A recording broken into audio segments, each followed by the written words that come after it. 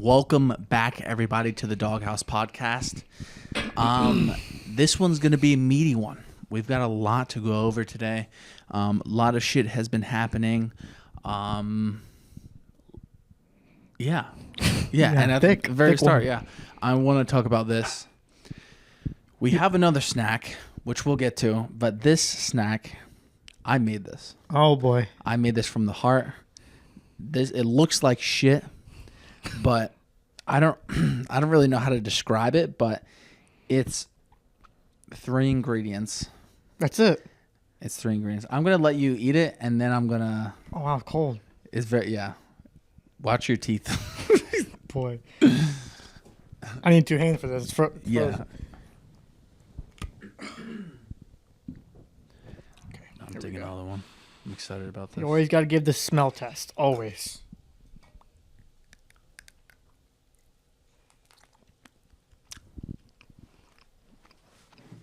Every time. I love this shit. Is that a sausage? No. It looks like a sausage from underneath. Imagine it's just fucking I was so confused. I was like, "This does not taste like a sausage. Why does it look like sausage that?" patty? I was so confused. Who puts chocolate on sausage? I've seen you do weirder. Fair. So this is, I saw it online. This is a date cookie. A date cookie. Yeah. So my issue with dates, I like the flavor of dates, but Oh, I thought you meant like date, like go on a date. No. I got excited for a second. the fruit. So you take the date. I took like a pound of dates, blended them all up in the blender, and then take them, form them into these little patties, these cute little patties. Put some coconut flakes on top for some crunch, and then put some dark chocolate on top. 70% straight from Mexico, dark chocolate. Wow. It tastes really good. Pretty healthy, relatively clean aside from the chocolate, but still pretty dark chocolate, so it's not too bad for you. Mm-hmm. And leave it in the freezer. These things are fucking amazing. This is dangerous. I love it. Yeah. I love it. Yeah. I have to do a pound of dates at a time because if I do anything less, I'll just run through them. But I'm a big fan of the coconut flakes. The coconut flakes, yeah. Big fan. Add some crunch, some texture change and whatnot. It reminds me a little bit of we've had an almond joy. Mm-hmm. Doesn't it kind of taste like that a little bit? Yeah. Yep. Yeah, it's good. Basic, clean food, relatively. Speaking of Whole Foods. I was going to say, Whole Foods. So we were talking about, what were we talking about before Jay's, we're talking about Jay's healthy ice cream. Yes. So I got this healthy ice cream.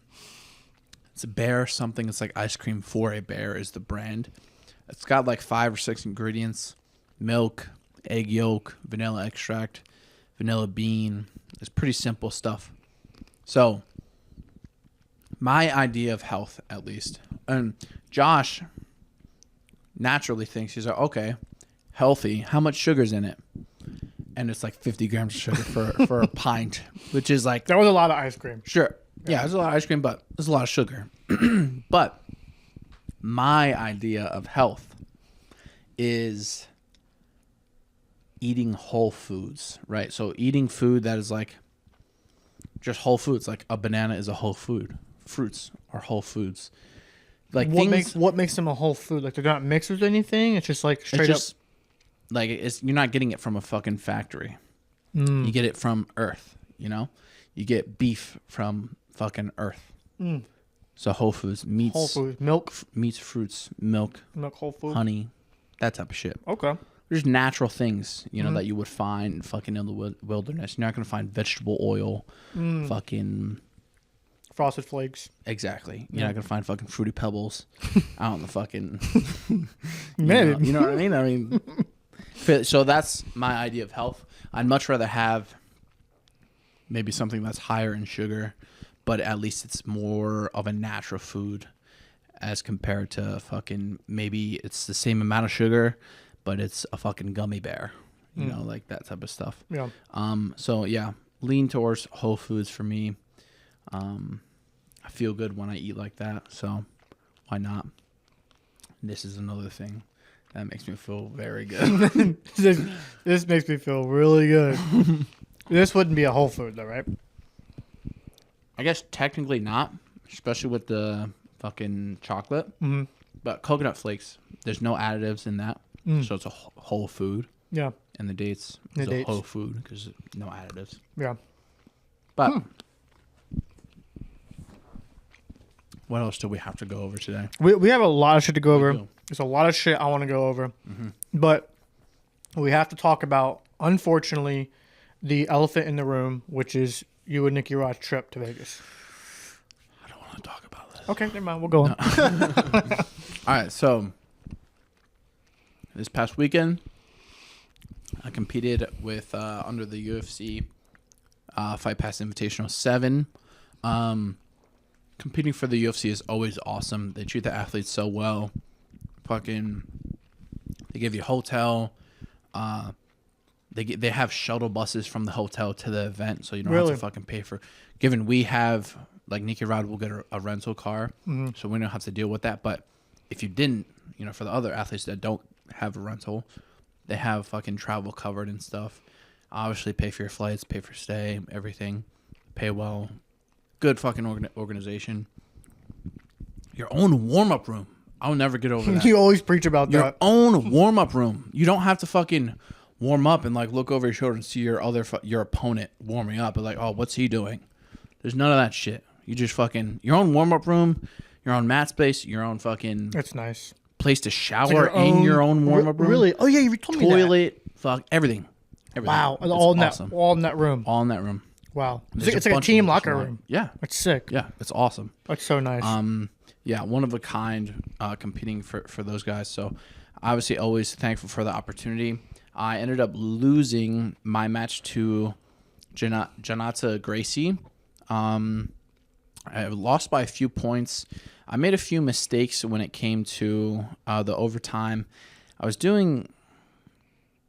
I don't know. I like my style. If you guys have ever seen me compete, I never stop moving, and I stopped moving twice, which is very weird. Like, I just wasn't. I don't know. I don't know what happened. It is what it is.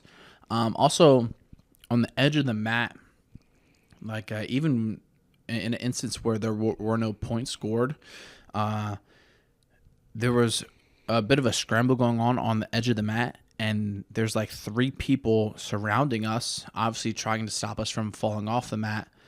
And I was like, it was kind of fucking me up. I was like stopping or like thinking about stopping, not thinking about like what I should be doing in this position. I was thinking like, why is this guy touching me? Like, yeah. I don't know. There's a lot going on in that small moment. So I really think that really all jiu-jitsu competitions would really benefit immensely from a pit, right? I think it's going to be a massive turning point if more competitions start implementing a pit style mat space when it comes to competitive jiu-jitsu. I think it's really important because those breaks in action really slow down the event, right? Slow down the fucking... And can change the course of how some of these matches go. Like you see, given Luke Griffith, he took Kainan's back and like definitely took his back, like fucking body triangle locked in and everything. But he begins choking Kainan, and Kainan is turning away, but they're on the edge of the mat. Mm-hmm.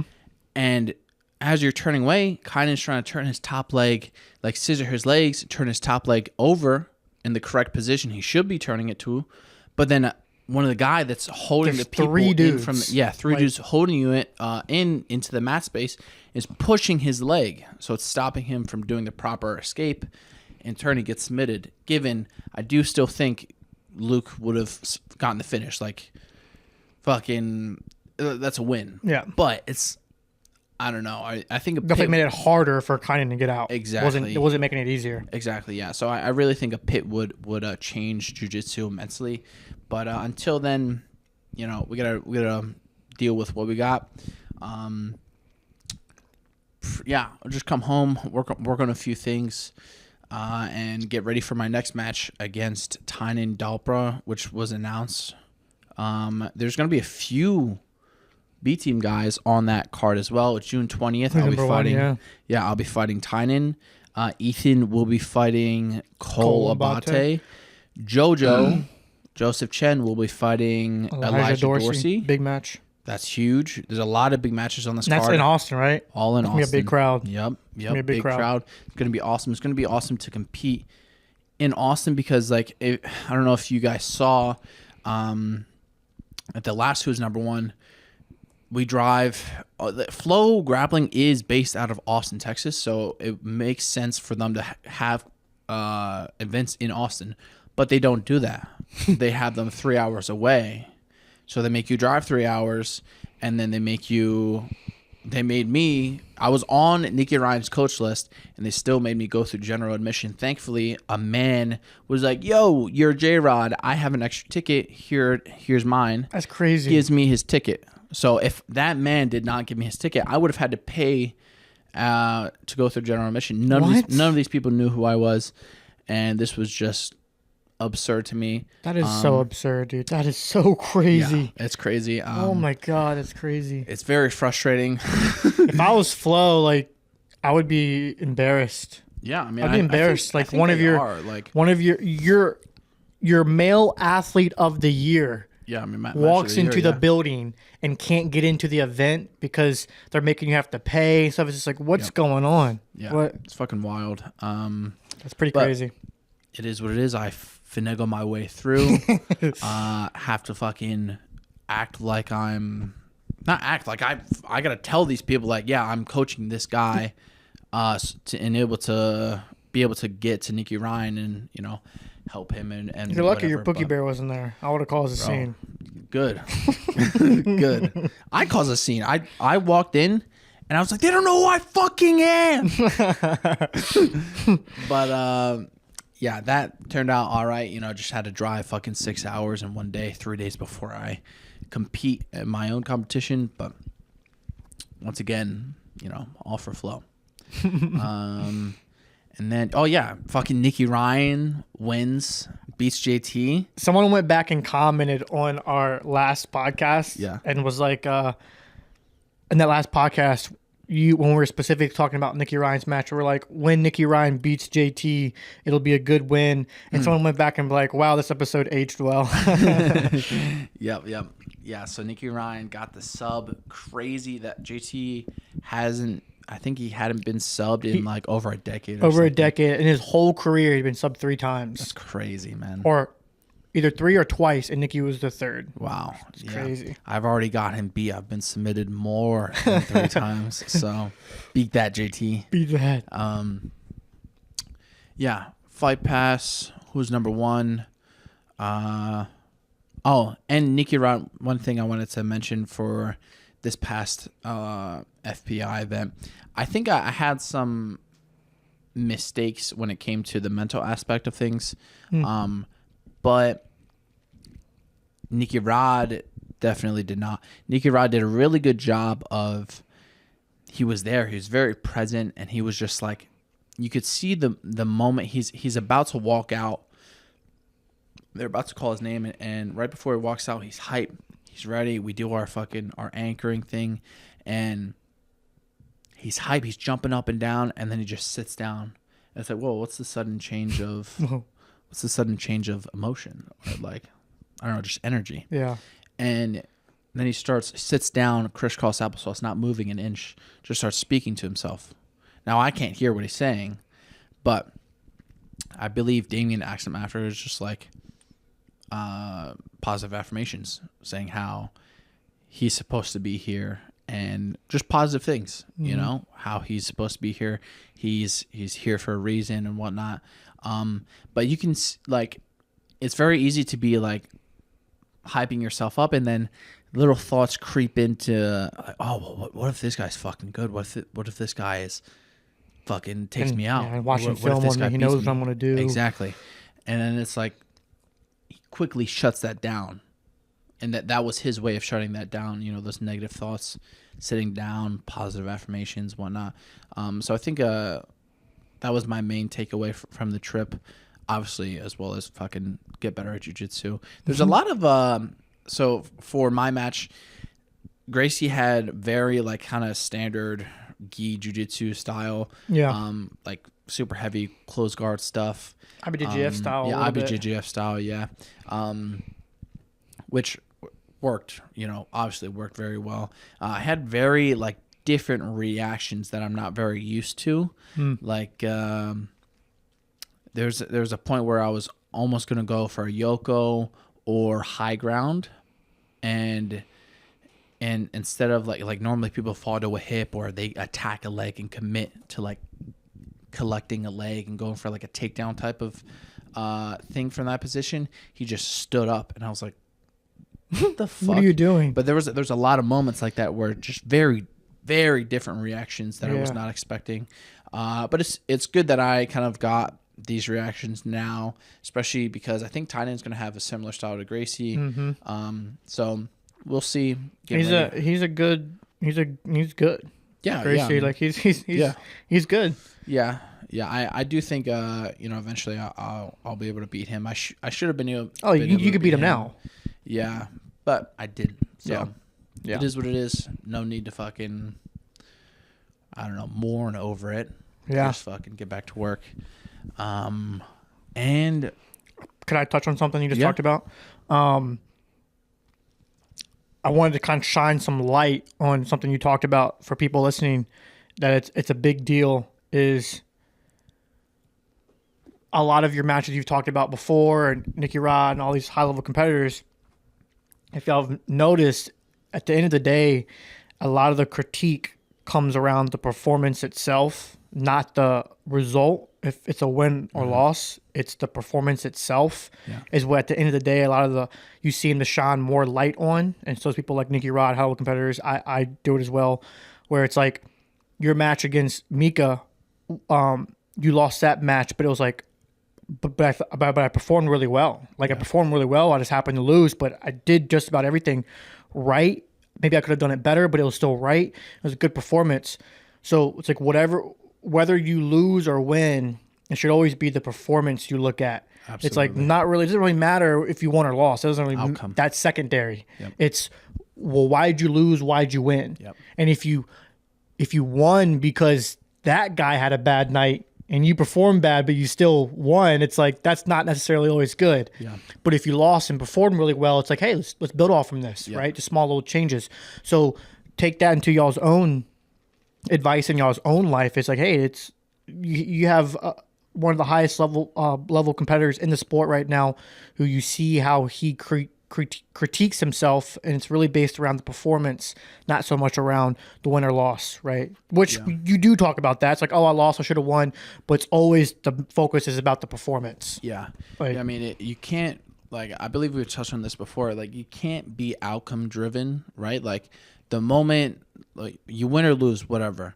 Say I lose. The moment I lose, it's like, okay, what did I do wrong, and how can I improve in these areas? It's not a matter of, fuck, like, I used to get so just like hyper focused on losing and being outcome driven, and like, well, how am I supposed to be? Yeah. It's easy to just like dwell, but can't be outcome driven. You have to, like, the goal is to be the best possible grappler I can be. And if that was the best possible grappler I can be at that moment, then so be it. If whether I won or lost doesn't really matter. Was I the best I could be like that exact moment? No, I wasn't. So how can I build off of that? Yep. Not a matter of fucking a really good example to be able to tell if you're outcome driven, because sometimes you're like, well, how can I tell? Like, I do go back and I do practice stuff, like, how can I tell if I'm outcome driven? A big key indicator for me when I started to notice that I was outcome driven, and I started to change that, and I'm still trying to change that, is when you lose, you go back and fix something and critique, but when you win, you don't. Yep. That's how you know you're outcome driven. Yep.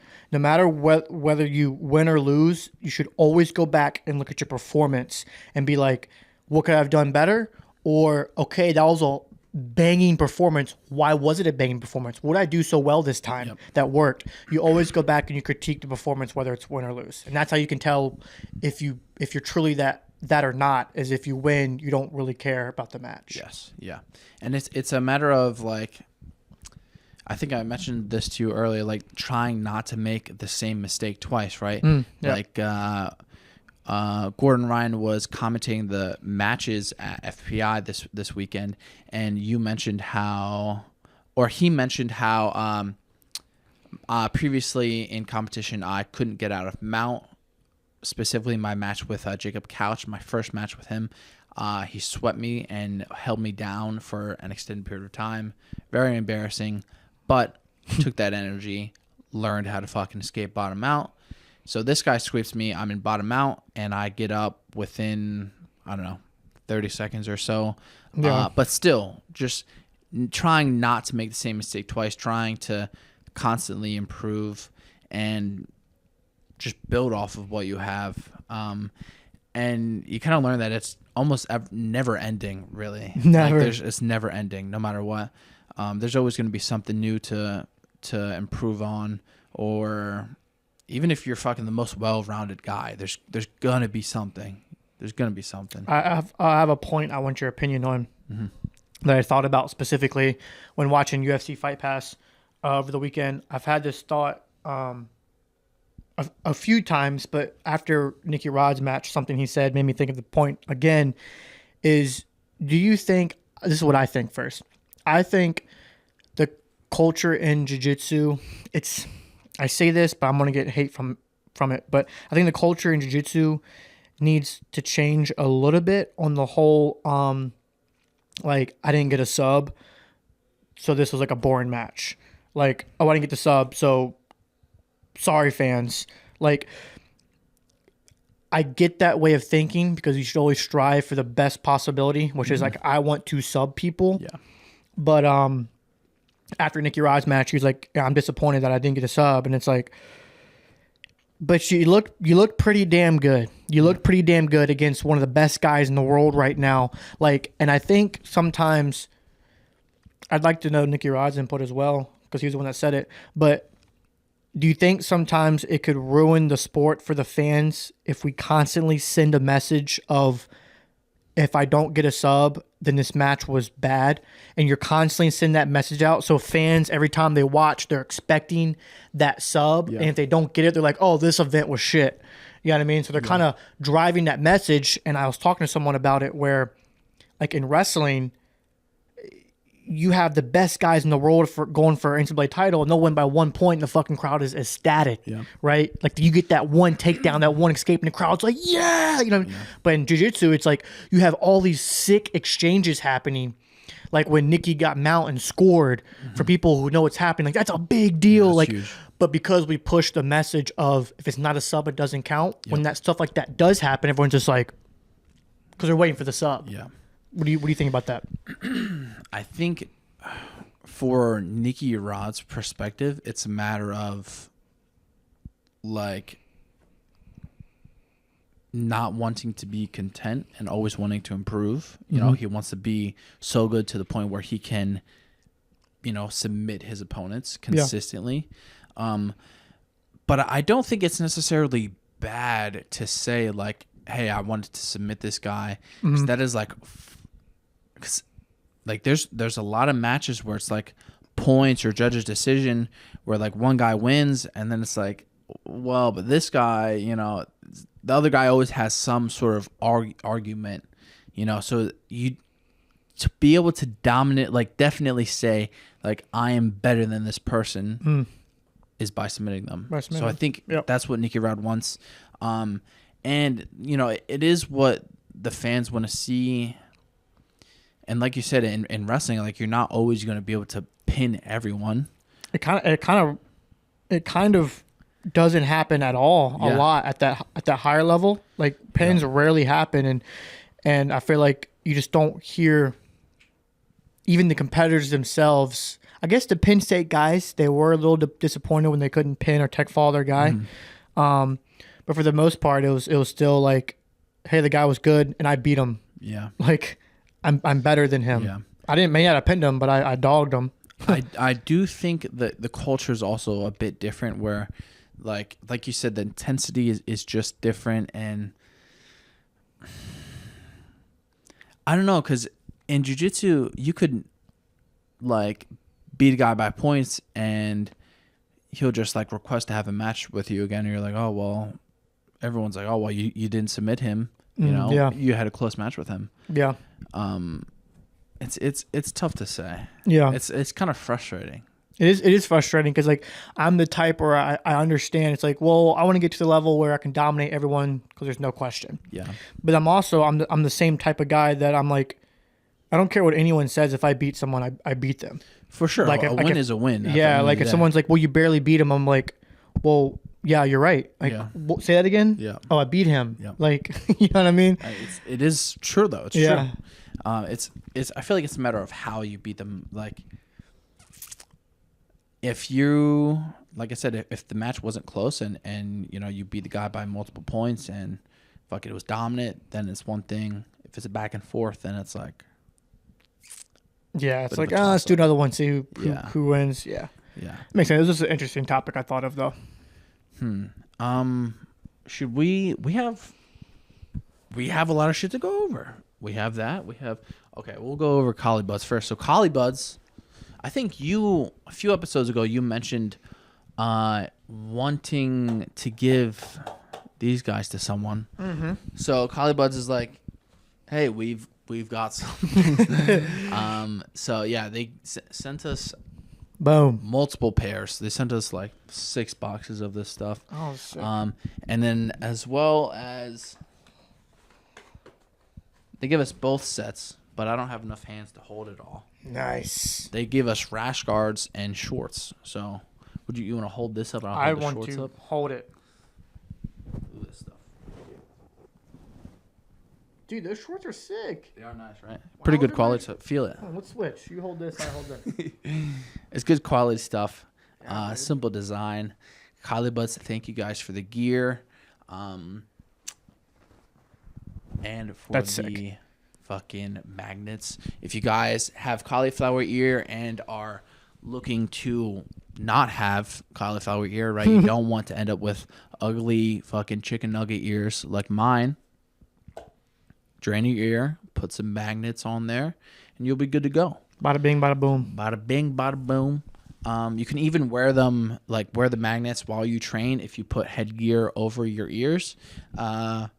And yeah, good stuff. Also, shout out to Juce Organics for the supplements and the dog or Petwear. Petwear Co. I almost said the doghouse. The doghouse. Petwear Co. for their collars. We also have been sent some goodies. I'm excited for this, guys. I'm very excited for this. So for those listening, we have dried fruit that was sent to us. I was supposed to have this last episode, but I forgot. I have not tried it yet. I wanted to wait to try it on the podcast. So I guess let's try the same flavor first. What is the brand? The brand is Darband Candy. Is that how you say that? Darband Candy? Darband Candy Co. Darband Candy Co. This one is Cherry Lava Shock. Cherry Lava Shock. Cherry Lava Shock. That sounds like my type of flavor. Which one do you want to try? I'm trying both. I don't know. Both? About you. Okay, yeah, let's do both. Yeah. I want to try the same one first, though. Okay. Okay. So open her up. I want to mention something before. Okay. I was at a local event, and these guys were here. Really? Yeah. The logo is the Texas State is in the logo. Yeah. Yeah, that's true. I didn't see that. So They're local. Local company. Make sure you guys support. They were also selling, I believe they were selling like meals and stuff over there. Really? Yeah, I was at Henzo Gracie something. Somewhere. But yeah, I saw these guys over there. Let's whip this open.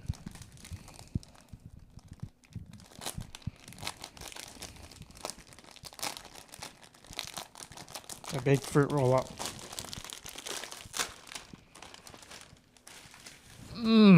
Lava Shock. Slid right out there.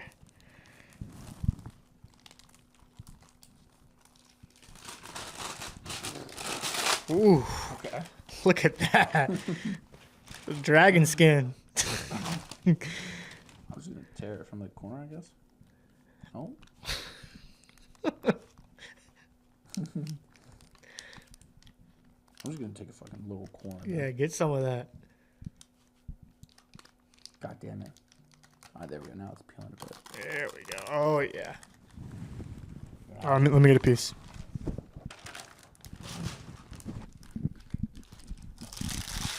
Oh, I'm excited for this. Wow, that came off really nicely.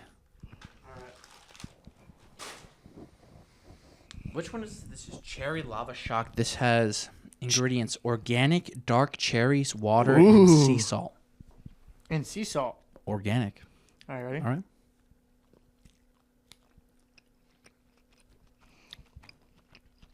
That's good stuff. That's good. God damn. You can taste the sea salt. Tastes salty. Fuck yeah. All right, I'm excited for this other one. So this one is I like the texture. It's good. Wow. Very good flavor. This one is...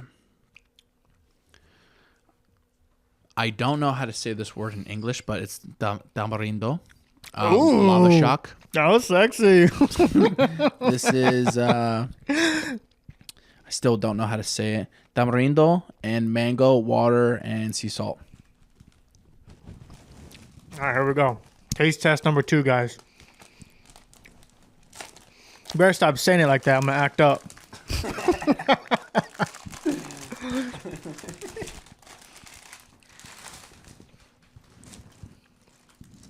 Yeah, this one had a strong taste. This smells amazing. You smell it?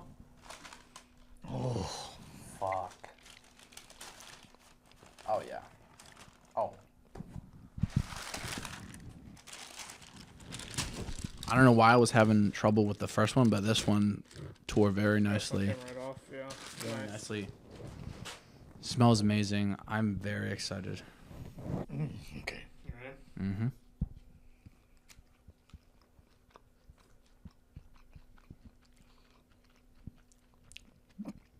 It tastes very natural. Whole Foods. Whole food. This is Jay's whole food right here. This is good stuff. Fuck yeah. Thank you to...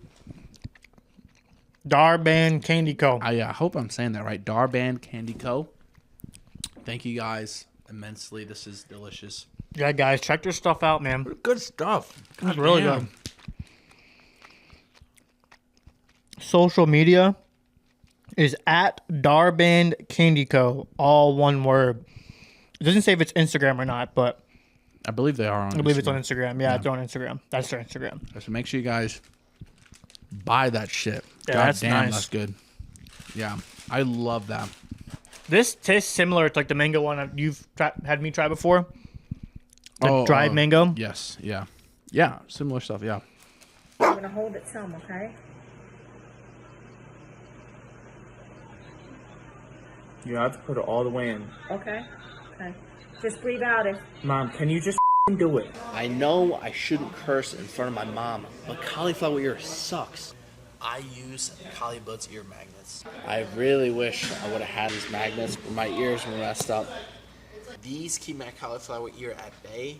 They're the original and best quality cauliflower ear magnets on the market. Step 1, drain your ear. Step 2, pick your buds. Step 3, put them on your ear. Make the right decision. Invest in these Caulibuds so your ears don't look like chicken nuggets like mine. Check them out on Amazon or Caulibuds.com. Add ears. Train with your buds.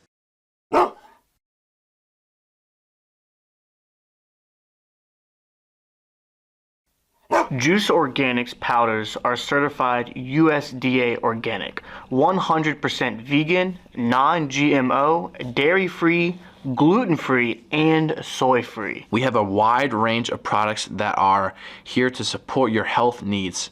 Our products are designed to boost energy, enhance endurance, and aid in muscle recovery. Packed with organic superfoods, Juice helps fuel your body with intense training and quick recovery. Juice Sport Greens is an all-in-one greens supplement with 7 essential organic components, consisting of greens, antioxidants, protein, probiotics, mushrooms, and fiber to help promote a strong and healthy body. And don't forget to use code DAWG25 to get 25% off all of their products. Check out Petwear Code today for a personalized touch that your furry friend will love. Trust me, you won't want to miss out on this. Happy tails, everyone. Use code DAWG20 for 20% off. Put my mic down. We've got a lot. Yeah, I brought up a movie I was watching. You were like, oh. And then you didn't tell me something. What that was? I was like, yeah, I Yes. watched the movie Lost City of Z. And you're Yes. like, okay, well. Completely irrelevant. Okay. I got another statue. Oh, really? It's very different. She just buys random statues. I saw it on Marketplace. I could not pass it up. It's very different from the other statue. So my first statue that I have, it's pretty small. It's like a foot or so tall, maybe a foot and a half tall, of a naked man with his cock out, holding a head up like this. Nice. Pretty much it's me. But saw that on Marketplace. I was like, fuck, I need that. And since then, I have statues popping up like here and there on my Wow. like Marketplace, whatever. So I'm scrolling through Marketplace a few days ago, and up comes a Eminem statue. An Eminem statue. It has. I mean, I don't have it yet, but I paid half, and I'm gonna go get it. I'm gonna go pick it up in Houston this weekend. Houston? Yeah, it's 3 hours or 2 hours away. Dude, You're I driving had to Houston for an Eminem You're statue. goddamn right. How big is it? It has to be like 4 foot tall, like my 3 or God. 4 foot tall. What? It's a big Eminem, and he has a tray in his hands, and it's just like this. Okay, that's pretty cool.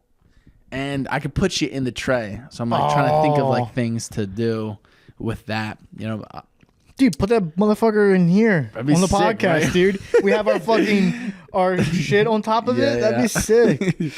yeah. So Something. I'll be doing that. I like doing spontaneous things and wasting money. I guess bad habit. Bad habits. Speaking of wasting money,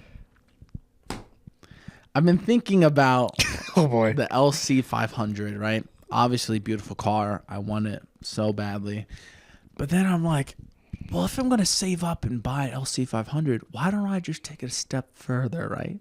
Why don't I just up it? So I came to the conclusion that instead of getting an LC 500, maybe I want a McLaren 720S. Hold on. Here's Jay's philosophy. If I'm going to spend $100,000, I might as well spend $300,000. Exactly. Let's double it. Exactly. That's triple, dog. That's math is way off. It's way more than double. But yeah, I mean, so if I'm gonna buy a car that I like, why not just, like I said, take it a step further? It's got Interesting. over 700 horsepower. It's about. It depends on what year and whatnot, but I mean, I've seen them for like a bit over 200. 200? 300 brand new, right? But you know, you get used few thousand miles, you get one for like 250, something like that. I'm just, if I speak it into existence, it's gonna pop up. There you go. We're gonna be filming a podcast one day. There's gonna be a fucking 720 sitting In right, the background, right in just between us. 720. Yep. We're going to be in it. Yep. that's gonna be the house. There is no fucking No more dog house. Yeah, no dog more- car. yeah. So that's the new goal. Okay. I mean, that's a beautiful car. It's a beautiful car. It's good to fucking set your you know. Also feel like LC is too close. Like Too close. I'm too close to buying an LC. Like it's too realistic for me. Oh, interesting. Like it's a terrible idea. It's very stupid, but I could do this. Interesting. So I feel like it's a bad idea. So I had to, You gotta keep going. step it Never- further. You know, That's funny. 720S is a bit further out of reach right now. Oh my god, that's funny. Yeah, 720S. What else is going on? Eminem statue. Eminem statue. 720S. That's crazy. So I put out a post for the Doghouse needing another sponsor for a few reasons, right? We're trying to get our podcast on Spotify and other platforms, Apple. That's our biggest Podcasts, request, whatnot. by the Yes. way, is Spotify. Yeah. So So, that's- guys, that's coming, we're working guys. on it. We need one more sponsor, and then we're going to be able to, afford to be on those platforms and whatnot. So, possible pasta sauce sponsor. Very fucking specific. But I was talking to the guy. We've got some ideas. The ad is going to be great. Oh no! That's You know gonna the first be- thing I thought of What? was that YouTube video you showed me and Zach when we were out, BJJ instructional. After we went out, Oh, and we how ate to the oyster. basic. Yeah, how to. When you just put his foot thrown in, dude. I was like, no way. Oh, my I don't think you can get away with that. But that was right where my brain went. I was like, Man. oh my god, that'd be funny. I don't know why I watched that shit when I was Yeah, growing up. I was like, Something's wrong with me. anyway, regardless, it's gonna be a fun video to make. Yeah, gonna be a fun video to make. Speaking of videos to make, while we are in Hawaii, we mentioned filming a vlog and whatnot. But specifically, I also, if you guys don't know this, I have a book full of Polaroids, right? I take photos, I collect them like fucking Pokemon cards. But I have 2 Polaroid cameras, and I figured, why don't we, while we're in Hawaii, take pictures of everything? And it'll be easier for us to take pictures of each other, like the candid shit is what I'm looking for, obviously. But yeah, I mean, we just always keep them strapped on us, ready to go. Yep. I like Polaroids, and I don't see why we wouldn't do that. We have the memories and I'm whatnot. 1000% down. All I need is a little fucking, how they have like little satchels, but instead of a satchel, I'll just have like the camera, and then like I could totally see you with that. I'm gonna be 1000%. Yeah, I'm gonna be walking around with that. But Jay and I were on the hunt. So here's the idea we have. We're on the hunt right now for possibly a one-time sponsor for the trip to Hawaii. We're going to vlog the whole thing. It's going to be a sick video. We're going to vlog the seminar. It's going to be sick. So we're looking for like a one-time sponsor that might want to sponsor us just for that trip. And we like use their product throughout the whole trip, and hoping it's some sort of product that we would use regardless whether we're there, like sunglasses, cameras, stuff like that. So if you guys have any ideas for us to look for sponsors, or if you have something you would want us to advertise in that vlog, make sure you guys reach out, drop a comment, or reach out to the Doghouse Podcast Instagram. Go to our Instagram right now. Pause the video. Go to our Instagram, and everyone at our most recent reels tag Polaroid and tag Ray-Bans over and over until they block you. I actually had people do that. Really? Yeah, for trolleys. For trolleys. Do it again. We'll do it again. For Polaroid Yeah. Ray-Bans. That'd be sick. So after I won trials, I was obsessed with candy. I'm not anymore. I'm a clean man now. But As he gives me a chocolate-covered coconut flake date. fuck, it's good stuff. But yeah, I had people commenting on Trolley's post, and every time I posted, I had people tagging Trolley in the comments, trying to get them to sponsor me. They never sponsored me, but they sent me some stuff. They sent me candy and like a bucket hat, and pretty much said like, "Fuck off." Hey, you put a chink in the armor. Put a chink in the armor. Yeah, if I kept hammering away, they would have fucking. At some point, I'm like, Jesus Christ, let's send this guy some fucking candy and give him some money. That's what they did. They're like, Send him a gift card in the mail with the candy. oh man. Oh. Okay, more stuff to talk about. Oh boy. So that reminded me of talking about the candy. Reminded me of like a stuffed animal for some reason. But in my survival game in virtual reality, Oh, boy. I found a stuffed animal. Oh god. And there's only 3 in the world. There's only like 3 in the virtual world that I walk around in. And I found one. Shit. So basically I need your help to find the other 2. Well, to piggyback off that, good news, guys. we had someone who's a big fan of the Doghouse podcast reach out to the Doghouse podcast, specifically asking for an exchange of a free discount code of my up-and-coming instructional coming out in exchange for his Oculus 2. So that deal may be going down. I love it. Is he local or would he like have to ship it or? I don't know. I've been scrolling through the marketplace and I've almost bought you a Oculus VR multiple times. I am going to. All right, guys. I'm gonna tell y'all this now. This is gonna be sick. I'm going to get an Oculus at some point, whether it's through this guy that messaged me or buy my own something. And I'm not going to tell Jay, and I'm going to try and figure out a way to join his game without him knowing. So he's going to be in the virtual world in his little wasteland, and you're just going to see Jdawg join the game. He's like, what? And I'll be running from a distance, just Pookie coming, and it's going to be a whole thing. It's going to be cool. God, that's great. That is great. Fuck, what was I going to say? VR. I fucking lost it. Damn it. I lost. God damn it. Yeah, I mean, you have to get it. Oh, are you... So the price has dropped for the VR. It's dropped from whatever it was, like 300 something, and it's now like 200 brand new. So it's like, they dropped because there's there's an Oculus Quest 3 out now. So would you want the 3? So I feel like I am the type of person where I like to have the most recent updated console. Mm-hmm. Like, I guess this is coming from someone that has PlayStation 5 and the newest Xbox. Both of them. I have 2 Xboxes. Both of them, yes. You have 2 of the newest Xboxes? Yeah, because hold on. Before you judge me. 0 Oculus. 0 Oculus. Well, because one is my girlfriend's, because she plays with me sometimes. So that was a good excuse to get another one. But it was because I got the Xbox Series S, the little white one, when it first came out. And I was not content because I was like, I know the big beefy big brothers out there somewhere, the Series X. I need him. So after having like the Series S for a few months, because the Series X was out of stock for like a year when that shit came out. Wow. A buddy of mine stockpiled up on him a bunch of Series X's and was selling them out of his house. And so I got me a Series X. So that's how I had 2.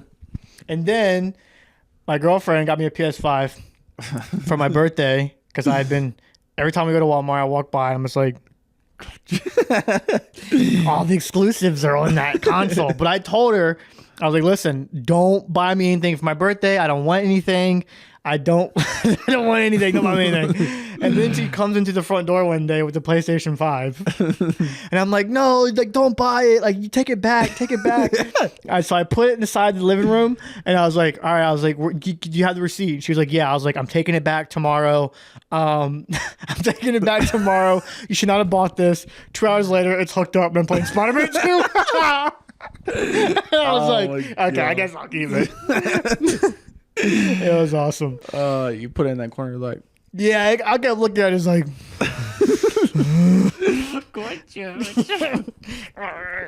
God of War. oh my God. Yeah, that's So if you know me, eventually I will have the Oculus. I hope so. I have Nintendo Switch, Xbox, PlayStation. All I need now is a VR set, and I'm a full on gamer. Yep. They have all aspects. Exactly. I was gonna mention something. The movie I watched, Oh yeah. Lost City of Z. What about this? So I watched this movie because I was inspired by this absolute rabbit hole of a conversation I got into at B Team With who? yesterday. I forget his name. But we were talking. He was hurt, so he's sitting on the bench with me, and we end up talking about the uncontacted tribes of Amazon. I can see how this could have been brought up in conversation with you. Yeah, exactly. Like, how's your knee? I'm like, good, but have you ever heard of the uncontacted tribe of Amazon? That's exactly. I tore how it my went. meniscus with these guys. Yeah, exactly. Like, that's where my brain goes. And so we went down a crazy rabbit hole of just how insane stories we've heard from like this guy named Paul Roseri or something like that on Joe Rogan's podcast. Insane stuff. I'm like, wow, this is very interesting. And then he's like, you ever seen the movie The Lost City of Z? And I'm like, no, what's it about? He's like, it's a true story about of an explorer named Percy Fawcett, and the ending's like very like a big conspiracy on like how that whole story ends and shit. And I was like, wow, this sounds so interesting. So I went home. I was like, babe, we're watching a movie tonight about the uncontacted tribes in Amazon. I watched it, and it was a really good movie. Yeah. And the story itself is crazy. Interesting. So let me spoil it real quick. No, I'm kidding. Oh, you can. I won't. I probably won't listen. I don't know. I don't want. All right, guys. Spoiler alert. If you don't want the movie spoiled, fast forward ahead. So Percy Fawcett is a real explorer that was like one of the only people ever in history to come in contact with the uncontacted tribe.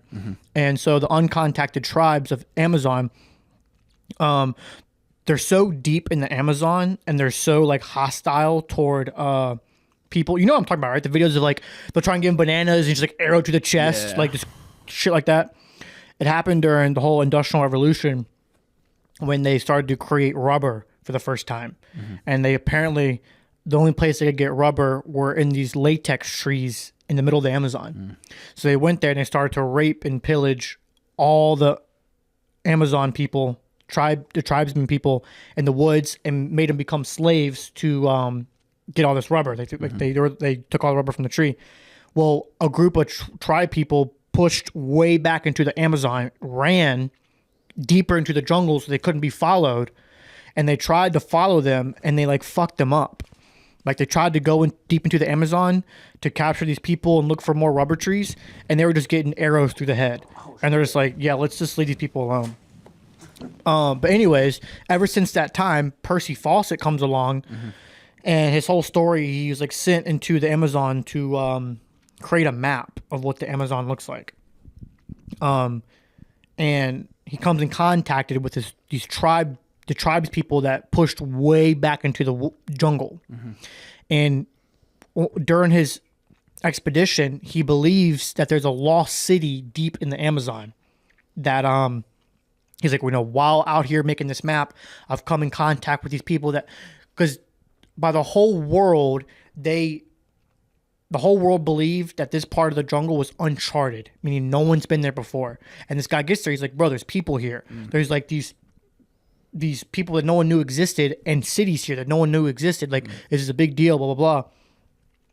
Long story short, he became obsessed with it. Like, the dude's story is insane. He took 3-year missions, like to the Amazon, back home, Amazon, back home. And it was like treacherous, dude. Like people, they would die from infections, alligator, like just crazy shit. Amazon is scarier than the ocean, dude. It's scary. Anyways, dude comes back, fights in World War I, gone for 5 years. The Percy guy, or for however many years World War I will happen, like 2-3 years. And the whole time he's carrying not a picture of his family, he's carrying a picture of the Amazon jungle. And he's just like looking at it like, I gotta get back there. Like, I gotta find this city. Wow. So he's obsessed with finding this city. But then after World War I, he's old. He's a lot older, and his son's a little grown up, and he's like giving up on it. And he was like obsessed with it. Well, his son like sparks the fire again for him to find it, and he's like, yeah, I gotta fucking find that city. I know it's out there. And he calls it City of Z. So City Z. And movie's so good. Anyways, he goes back out, and this is all part of the true story that you can look up online. They tell. The movie kept pretty true to the story. You could read online. He goes back out there with his son when he's older. In the movie, before he leaves, he has a compass, and he gives it to like the head general who's sending them out on this mission and stuff. And he's like, here,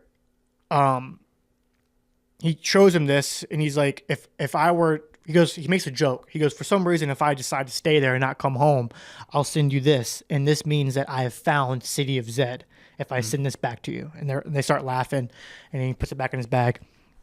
Well, then at the end of the movie, they come in contact. They're deep in the jungle. They come in contact with this tribe that are hostile, start fucking shooting arrows at him and his son. They're running, and they run right into an ambush of another set of tribesmen. They're all like painted red and yellow and pink, which by the way is their skin dyed.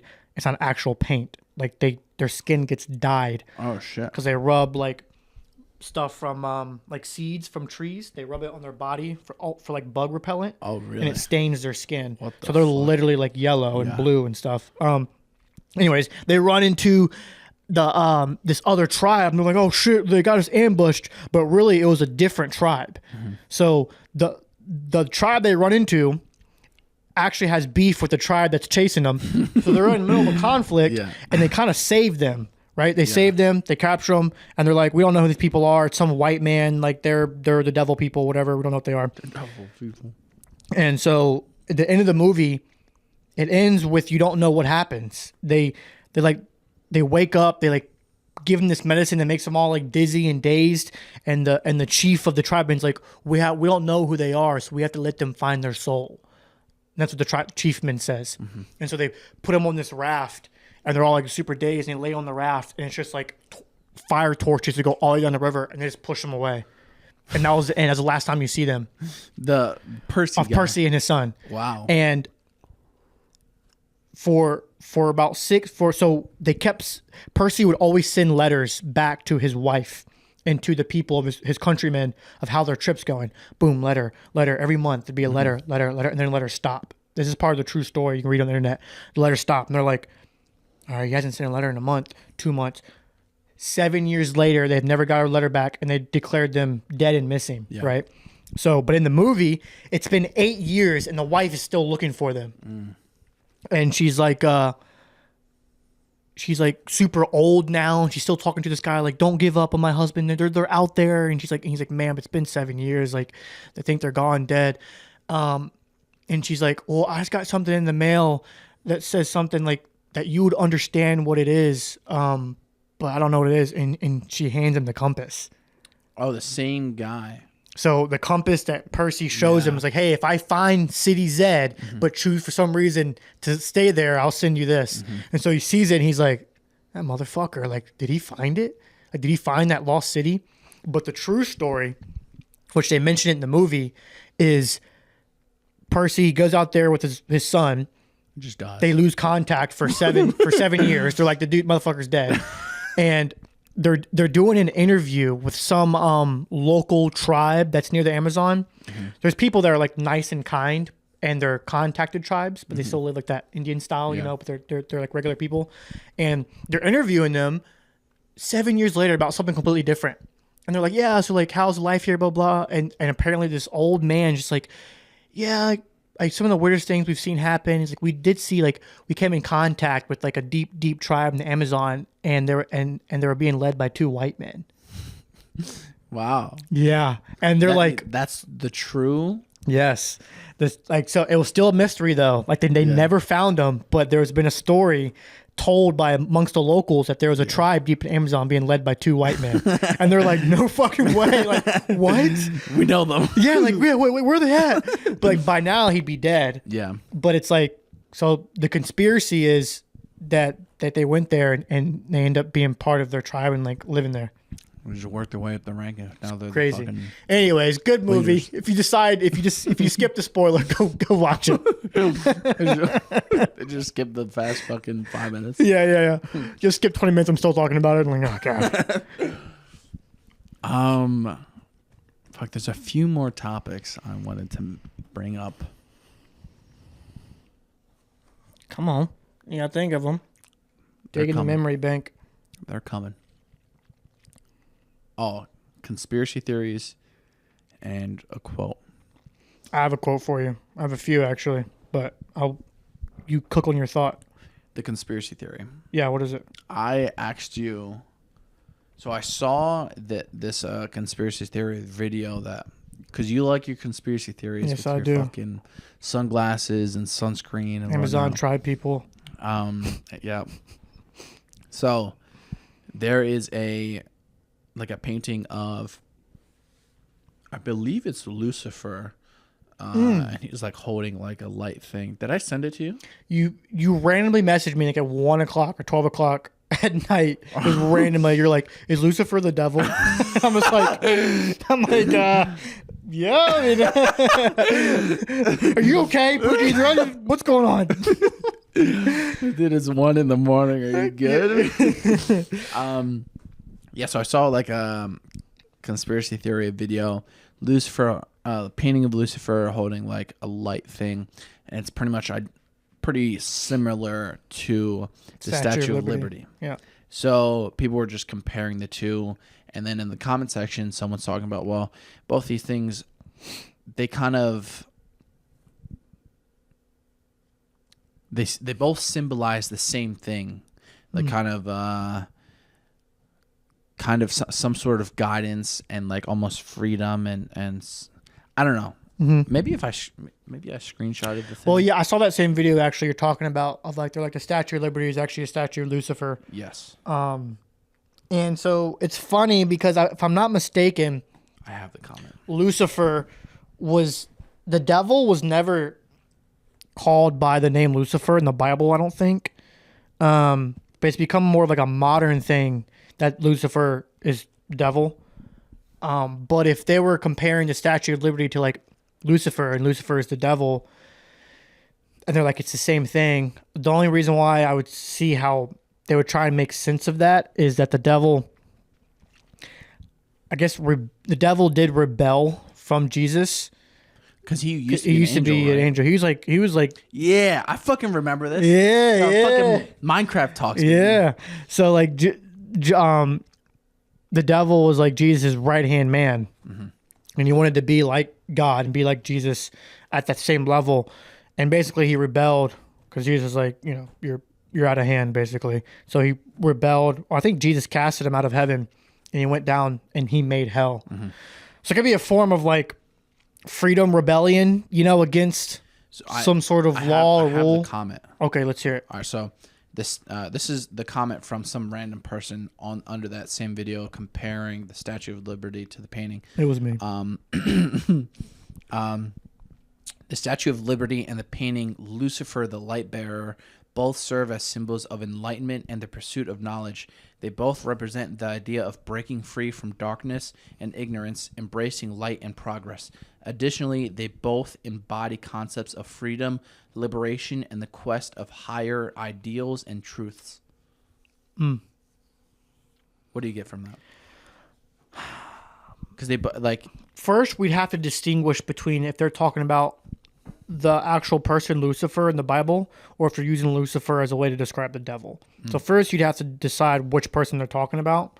And if they're talking about the devil as Lucifer, then it could kind of make sense of like that is kind of what the devil did. He was in pursuit for the same knowledge that Jesus had and the same power that he had. That's what he wanted. And Jesus was like, this isn't knowledge for you to have. And the devil was like, well, then fuck you, basically. Yeah. And so Jesus is like, okay, see you later. So that does kind of make sense of what the devil was trying to do, but I wouldn't use the words rebel from darkness. Like from rebelling from Jesus. Yeah, I wouldn't see Jesus as darkness, but for sure you'd have to figure out which Lucifer he's talking about. I see. Interesting. Yeah. That's a rabbit hole for sure. Rabbit hole, yeah. I saw the video, I was like, I almost wanted to play Minecraft. Yeah, the ending of like Minecraft. We play Minecraft and just talk about Jesus half the time. yeah. Half the time it's talking about Jesus. Yeah, that's an interesting. You can get in a whole conspiracy theorist of that, like the Statue of Liberty is the devil or Satan, and like the world, like Hollywood and stuff, they're all like Satanists. It's a crazy rabbit hole, dude. Yeah. It gets crazy. But also, like, how does that like affect us if we're not consuming like their content and like being influenced by these people that like support the devil or whatever the fuck? What's it to us? The conspiracy theory is that you are consuming it and you don't know. Porn, certain movies. I see. Social media. So consuming it without any, like, you're not aware of it. Yeah, you're not aware of it, but it's like they have their hand dabbled in everything. Yeah. It's like the conspiracy theory.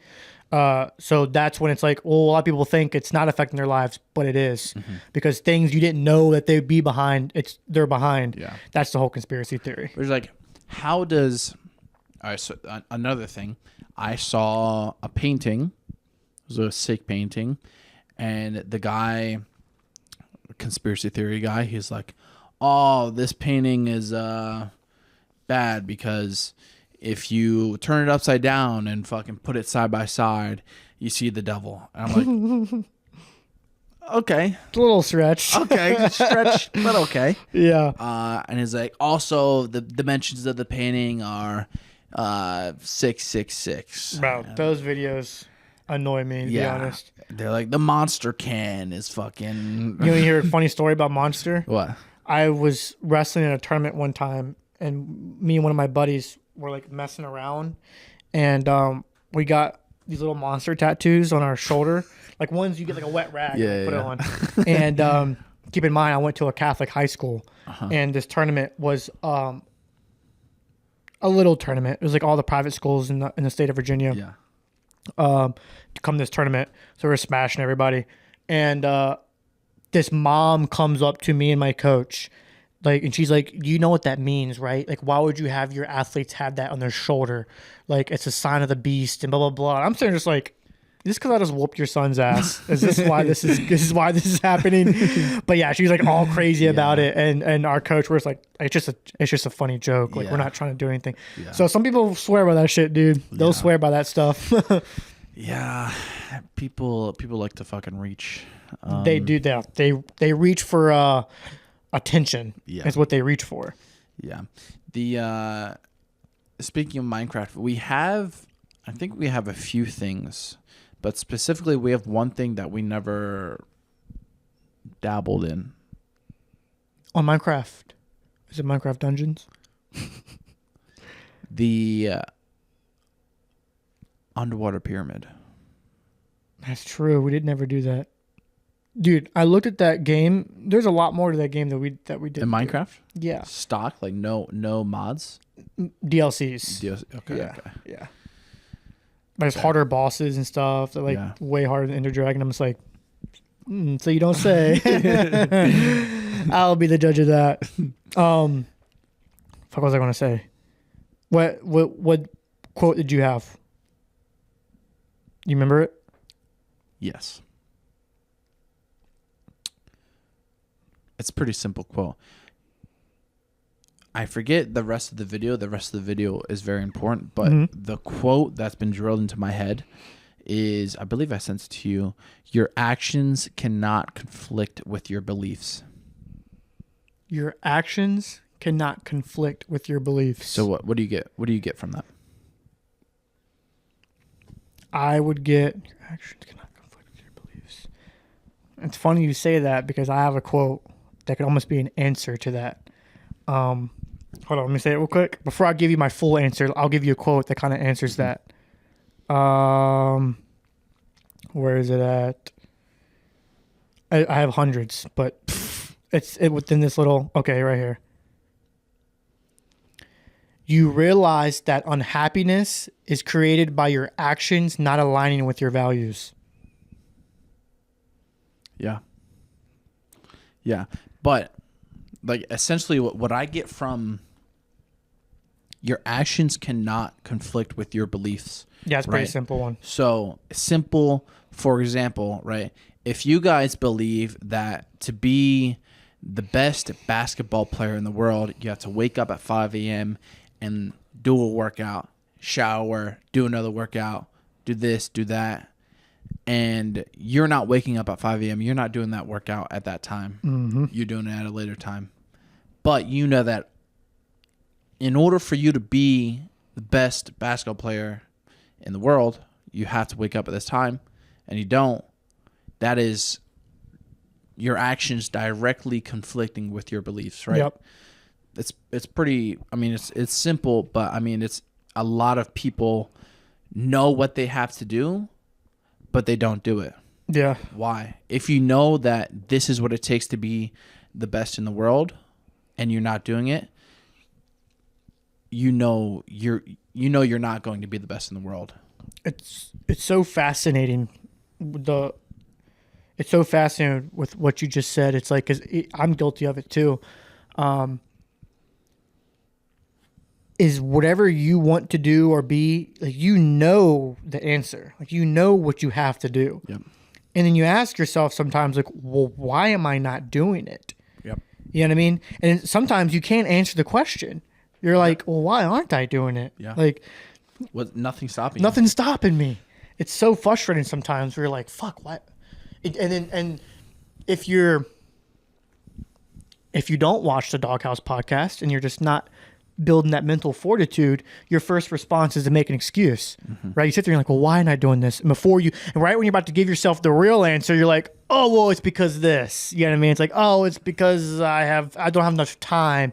Right before your brain's about to give you that answer you don't want to hear, it gets replaced. Can't be. Yeah, exactly. It gets replaced with an excuse. Yep. And it's like, You do these seminars and stuff, and it's like you get the same kind of questions all the time. Well, what does it take to be one of the best grapplers in the world?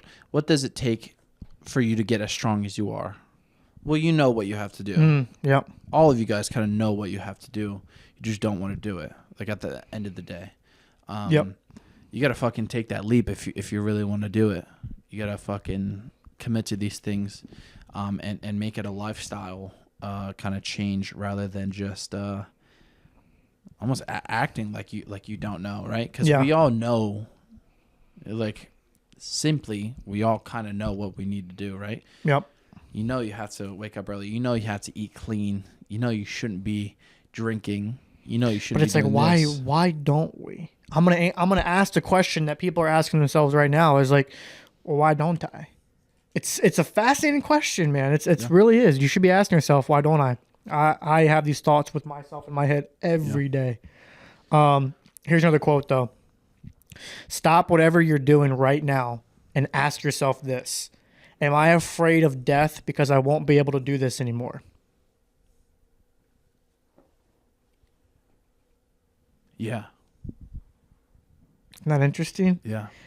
Why are you so afraid of death? And it's like, well, ask yourself this. If you were to die right now, like, would you not be able to do this anymore? Does that scare you? Everyone's like, yeah, like, that's like, yeah. It's like, well, then why don't you act like it? When you get up in the morning, why don't you act like that then? Yeah. When you get the opportunity to go do this and go do that, why don't you act like it then? That's so interesting. You know what I mean? It's like, fuck. It's so true. You say, you know, that quote, that last part, am I afraid of death because I won't be able to do this anymore? And most people would be like, yes. Well, then start acting like it. When you get up in the morning, when you get the phone call from your dad, when some opportunity happens, don't take it for just granted. You know what I mean? It's like, bro, come on. Yeah. Yeah, this fucking... It's good. A lot of people just fucking... I don't know. It's so easy to look over stuff. I want to find two more of these quotes. That one of them I just love, dude. I just love. Are they all related to the same thing? Kind of. They're kind of all that same vibe. You know what I mean? So this one is, whatever can happen at any time can happen today. Remember that. Yep. Anything that could happen ever in existence could happen today. Yep. And I'm like, and that's exactly why I need to buy it. A McLaren. That's exactly why I need to buy the McLaren. Right now. My God. Hold on, let me find this one more. This one's awesome. Too many people wait. Yeah, it's for so much. I don't know if I talked about this on the podcast, or I don't even know if I've told this to you before, but there was like a story about a guy works fucking typical 9 to 5, works all his life. He's able to save up, buy a boat, and it's fucking sits in his driveway until he's ready to retire. The moment he's always talking to his coworkers. He's like, oh, the moment I retire, I'm fucking living on this boat. I'm taking her out. I'm gonna live on this fucking thing. And a week before he's about to retire, he ends up passing away due to like something with his liver or something. Yep. But it's like, you waited all your fucking life for this thing and you didn't even get to enjoy it. That's rough. Why fucking wait? He had the opportunity. Yeah, just let it go. Wait?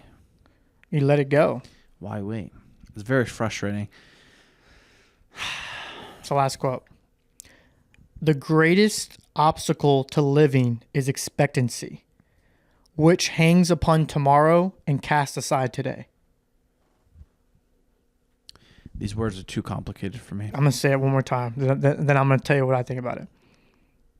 Okay, actually, I'll read the description for you. It describes the quote. Mm-hmm. So the quote I just read, the description is, if we fixate on what may to come, we unknowingly relinquish the beauty and opportunities that today bestows upon us. Thus, our eager gaze towards the horizon of tomorrow blinds us to the treasures hidden within the fleeting hours of today. So expectancy, meaning always expecting something, forces you to always be looking into the future and ignoring the now. Yeah. Yeah. It's, God, all these quotes, So interesting. they kind of just like, they lead to the same kind of thing, but They just do. being present. And appreciating the present, right? And like stress, another thing, like people stress about like fucking what's previously happened or fucking what they have to do next week. It's like, why are you worried about that right now when that's fucking a week away, as opposed to just doing what you got to do right now? Exactly. Fucking appreciating the moment right now. That shit's good. Yeah, I can eat more of it. Liked it, yeah. It's good. Yeah. I can't believe I forgot to tell you this. Something crazy happened to me in Chipotle. Chipotle. Yeah. I thought I was about to like get in a fight for my life. Really? Yes. Why wasn't I there? I don't know. I can't believe I can tell you this. What happened? I'm at Chipotle by myself. It's while you're out of town. Mm-hmm. Chipotle, getting Chipotle. I'm eating at a bar-style table. Mm-hmm. So like a bar. You only sit next to me. I'm sitting out the window, appreciating the now, right? Just looking at the trees, stuff. Some dude comes out of nowhere behind me and he goes, "So are you a master?" And I was like, because I was wearing a King's MMA tank top. Mm-hmm. Long hair, a little bit beefier. He's like, "Are you a master?" And I was like, "What do you mean?" He's like, he's like, "Are you a master in the martial arts?" And I was like, I wouldn't call myself a master, but I train and teach wrestling, jiu-jitsu and stuff. And he's like, "Well, could you give me some advice?" And I was like, "Oh boy, here we go." I'll tell you at what point where I thought like this, something's about to go down. From the get-go, this guy's off his rocker. Yeah. They called you master. So. Call me master. And I'm just like, what? All right, this guy's off. Yeah. And he sits down. He's like, "Can I have some advice, dude?" And I'm like, I'm being nice, I was like, I'm not going to cast this guy away. I feel like I can envision the type of person you're talking to. Long New Balance basketball shorts. Yeah. Just a regular blue shirt that just barely covers his stomach. Long hair. Long hair. Yeah. And he's like, I was like, "What advice do you?" I was like, "Yeah, sure." I was like, "What advice do you want?" And he's like, Was he mouth breathing by any chance? Yes, I think he was. He just, he checked off all boxes. Yeah. And he's like, specifically strength training. And I'm like, okay. I'm like, all right. I'm like, what are you trying to do? And he's like, "Well, let me tell you where I'm at." He's like, "So I've gotten to where I can do 100 handstand push-ups. And push-ups with one arm." He goes, "And then I tried doing push-ups with one finger. I couldn't quite get it, so I do push-ups with just my thumbs now." He goes, "So I've gotten to a point where I'm really, really strong, but I feel like I've plateaued. What do you think I should do, Sensei?" And he calls me Sensei the second time. That's fucking crazy. And I'm sitting there just like, God damn it. Okay, Jesus, I'm like, why? I was just trying to be in the present, dog. Bro, that moment you should have been like, "Well, could you show me the form on your 100 push-ups?" Let me get there. It ain't over. I got to see it. Oh, no way. Dude, hold on. Oh. So I'm like, after he tells me that, I go, "Well, dude, it looks like you're you're farther than what I am. I don't know if I can give you advice because I can't do 100 handstand push-ups. And he's like, no. Like, I just feel like I'm plateaued, and you're a master. Like, you definitely have to have advice. And I was like, well, well, have you tried weightlifting training? He's like, no, I just do body weight calisthenics stuff. I'm like, oh, okay. And he's like, yeah, but I'm thinking about going into the military basic training. I might get stronger there. And I'm like, okay, cool. And he's like, my life goal is to be as tough as David Goggins, as fast as Usain Bolt, and as strong as Brian Shaw. And I was like, by the way, Brian Shaw is the strongest man in the world. Yeah. Usain's fastest, Goggins mentally toughest, whatever. And I was like, wow. I was like, that's a good goal. And he was like, yeah, but I just feel like I haven't gotten there yet. I just got my body tested. I have 30% body fat. So I don't understand how I have that much body fat and I'm that strong. And I'm like, oh, dude, I couldn't tell you. And he goes, well, do you want to see my form? Like what I'm talking about? In the middle of Chipotle, I'm just like, sure. No way. Let's get this show on the road, baby. It's like, I look at him and was like, yeah, sure, knock him out, dog. Because I started having fun with this at this point. I'm like, I'm gonna be in the moment here. Like, let me play you like, I'm like, hey Jim. I call him Jim. Like, bring the cameras, quick.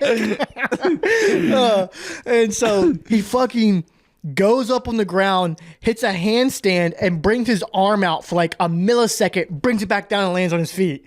And I was like, okay, that was kind of cool. And then he gets up. And by the way, everyone's like looking at him like, what the fuck? I'm like, do you know this guy? I'm like, yeah, it's my best friend right here, dude. And he goes up on 2 handstands and comes down like a half an inch and then comes up real quick. And he's like, yeah, that was one. I could do like 99 more. And I was like, okay, sure. But this is when I started to get a little like, is he about to do something weird? Because obviously this dude's crazy. Yeah. He sits back down to me and he's like, yeah, man. He's like, I'm able to like pick up my girlfriend, just like move her around with one arm, like whenever I want. I've gotten that strong. He's like, and then he like balls his fist up. He's like, yeah. He's like, I just get so strong sometimes. I feel like no one can stop me. And he starts balling his fist, and I'm just like, all right, I'm about to fucking whoop this guy's ass right here in Chipotle. And I was like, yeah, that's good, man. He's like, yeah, I don't know. And then he ends with saying like, well, it's a small world, man. He's like, maybe I'll see you around someday, Sensei. And he gets up and he's like, I'll see you around someday, Sensei. And like bows and like walks away and just leaves. And I watch him leave and I make sure I keep eyes on him all the way to his car to make sure he like doesn't come back in with a gun. I'm like watching him, just like, he gets in his car. I'm just like, and then I run for the door. Bro. But it was, I can't believe I didn't tell you that, dude. It was crazy. It's fucking absurd. It's about a 25-minute conversation. What? Yes. Dude, I would have been like, all right, man, yeah, I gotta. Yeah, it just got to the point where I felt like if I turned this guy away, he'd get like really offended or something. Like he was just like on edge about something. Yeah. And if I was like, yeah, man, like I don't like talking to him out there, just like something weird is going to happen. So I kind of played along with this game. Yeah. That's probably a smarter thing to do. Yeah, I'll play along with this game. But at any moment, I was like, I feel like he's about to just randomly out of nowhere swing on me. Yeah. So I was ready for it. He's like expecting you to. Yeah, he's like, I knew you were a sensei. Yeah, I mean. But yeah, that was my story for the week. It was crazy. Fuck, man. Yep. That reminds me of someone that would wear like a Minecraft zip up hoodie. You know what I mean? Yes. Like zip up green, hoodie. like the green that is one so that's perfect. like they're trying to be like look like a creeper. Yeah, a zip up hoodie. If you're wearing the zip up hoodie, bro, you're either a super stud or you're this guy. Hopefully he doesn't find this podcast, dog, because he knows where I teach now. Fuck, dude, that's crazy, man. Yeah. Sketchy. I left, and on the way out, while he walks out, he walks by this guy in line who has a dog, and he like bends down to the dog. He's like, "Oh, hey, you're so cute." Doesn't even look at the owner, nothing. He's like, "Oh, you're so cute," and just immediately stops, all motion gone. He's like, "You're so cute," and just walks out. Doesn't even talk to the guy, and I'm just like, "God, this guy's fucking." Yeah, just lost it. Yeah, fuck, dude. Man. Guys, don't be that guy. Don't be that guy. Don't be that guy. Never call me master or sensei ever, please. It'll give me don't. PTSD. I'll hear master, I'd be like, he's back. He's back. The push-ups. He's back. Yeah, dude. If you see me in public and say master, I'm going to be like. Dude, 100 He said 100 standing handstand push-ups, 100 one-arm push-ups, and now he's gotten to where he can do with his thumbs push-ups. And this guy's, of course, like pudgy looking. Yeah. Like, I love this. yeah, it was. I wish you were there. I would have loved to see your face and your interaction during this. Dude, if we made eye contact during that interaction, Yes. where he's like mid push up and we're just like, Yeah, dude. I was thinking, I was like, man, if Jay was here, I could not hold it in right now. fuck, dude. All right, well, let's wrap this one. Yeah, up. that's got to be it right there. Fuck, man. All right, well, thank you guys for tuning into the Doghouse Podcast. Make sure you guys drop a comment down below. Drop a what emoji should they drop down below? I don't know. What should it be? Should it be something to do with the Hawaii vlog? Should be something. Yeah, drop like a little camera. Yeah, a little camera. Little camera. A little Flashy like, what are those camera. like Hulu necklaces called? Or one of those. Yeah, something like that. Whatever you guys are feeling, drop a comment down below. Thank you guys for all the support. And we'll see you guys in the next one. See you next time. Peace.